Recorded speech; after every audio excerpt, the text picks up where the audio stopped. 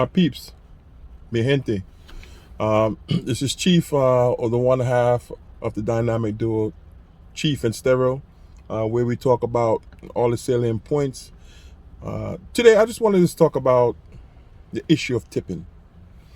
So, since of lately, I've noticed that in terms of tipping, uh, you go into a lot of stores and you see in which whenever you get ready to check out, you buy you purchase a service or whatever it is, whether it could be coffee or you buy some clothing or whatever, they automatically you know put the tip. I've seen where the tips start at 20%. Now, I don't have any problem, just a disclaimer out there. I don't have any problem with tipping. Actually, I'm a great tipper. But I've seen where I go into a store. For instance, I went to a fast food restaurant and I use the kiosk and order my own food. And okay, that's fine, right? I'm able to get my coffee, for instance, and I made my own coffee, right?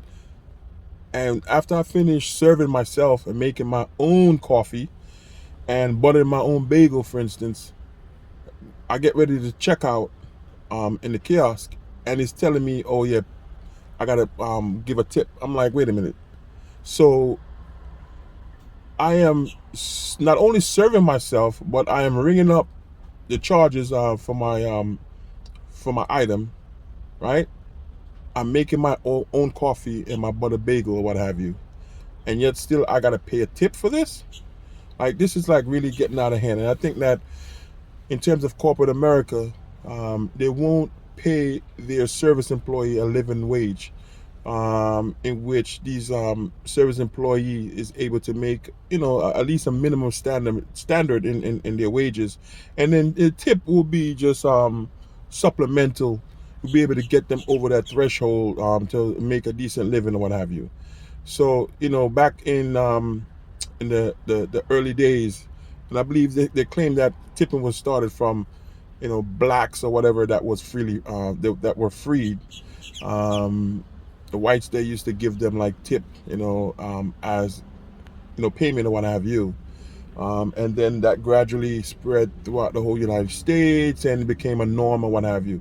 And that's what's happening now, in which like corporate America itself is using this tip thing, and it's getting out of hand because they're rapidly increasing the tip amount. I remember when tip was like at 12%, and then it was like at 13 and 14%. Now I've seen when anywhere it went from 17%. Now it's 20%, 25 and 30%, and the 30% tip threshold. I've seen that, and so you mean to tell me that I'm paying the house? I don't. And a matter of fact, you don't even know who get the bulk of these tips, because you're not really tipping an individual, right? You're tipping basically the house, and I guess maybe they distribute it amongst the team or whatever it is, right? But I'm paying like 30%, and another thing is for New York State, they had passed a law in which it gave a minimum standard, a minimum pay for like Uber delivery drivers and DoorDash and so forth. And what happened is that they gave them, I believe, is a minimum of $21 an hour. So guess what happened? Uber, DoorDash, or whatever, they passed on the service charge or the hourly wage charge to the customer. And I remember, like, I order like Popeyes, for instance, a 3-piece, which came up to, would normally be like after $19, right? After the service charge, in addition to the taxes and the tip, whatever, it might come up to maybe like $24, $25, right? In overall, now you order a 3-piece Popeye, is coming up to like $37 because they passed on the charge, and it's a convenience charge. I understand and what have you, but I'm of the belief that corporate America has just become greedy, and whenever they pass these laws, they don't think about in terms of the politician, what is going to befall the consumer. It's going to inflate the prices. It's not going to be convenient anymore, right? And that might also affect the workers that do the delivery, because if a lot of people are not ordering, right, it reduce in terms of how you say the amount of request or amount of delivery requests. Because if I'm ordering like a 3-piece Popeyes, I'm not going to pay $30-$40 for that. I would just rather walk down the block and get it myself, right? So it also hinders and also affect them per se, right? I know that, like in, for instance, Japan, it's a no-no. Like when Americans, from what I've read and what I've been told, friends that've been there, like you don't tip at all.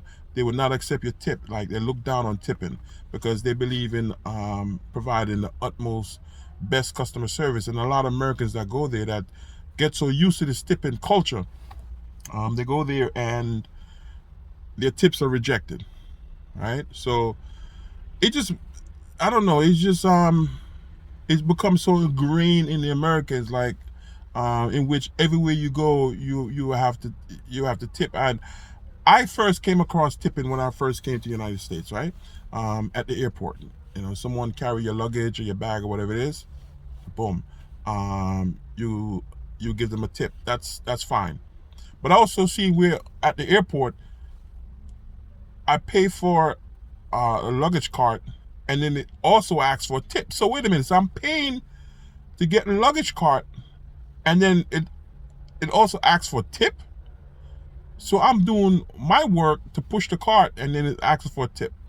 These are these things that we definitely need to look at, and I know that Biden had passed laws as well for corporate America constantly padding their books and putting all these like bogus service charge and fees on top of fees, right? That you're not privy to beforehand.